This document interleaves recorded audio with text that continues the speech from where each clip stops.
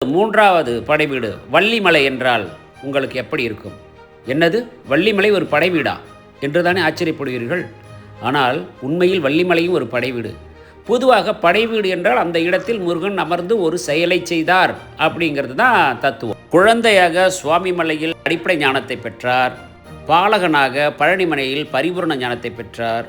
வாலிபனாக உலகை சுற்றி வருகிறார். அப்படி வந்து சேர்ந்த இடமே வள்ளிமலை. பழனிமலைக்கு அடுத்தது உலகை சுற்றி அவர் வரும்பொழுது வள்ளிமலை வந்து சேர்கிறார். அங்கு வள்ளியை காண்கிறார். காதல் கொள்கிறார். கந்தர்வ மனம் செய்து கொள்கிறார். இந்த கந்தர்வ மனங்கிறது நமக்கு இன்றைக்கி பேச முடியாது, ரிஜிஸ்டர்ட் மேரேஜ் அதோட வச்சுங்க. இப்போது ஒரு குழந்தை, பாலகன், வாலிபன், இப்போ இதுதான் நம்மளோட மனித வாழ்க்கையோட அடிப்படை.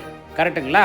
இப்போது அவர் வந்து காதல் செய்கிறாரு, கல்யாணம் பண்ணிக்கிறார், எல்லாம் பண்ணுறாரு. இதே தான் நம்ம பாருங்களேன், உங்கள் வீட்டில் இருக்கிற பசங்க காலேஜ் முடிச்சிருக்காங்க, ஜாலியாக ஊர் சுற்றி வருவாங்க, அந்த டயத்தில் ஃப்ரெண்ட்ஸ் கூட போவாங்க, ஒன்று காதல் எங்கேயாவது மாட்டியிருப்பாங்க, ஏதோ நடக்கும். இதெல்லாம் நடக்கும். மனித வாழ்வையோடு ஒத்துப்போவது தான் சைவ சமய நெறிமுறைகள்.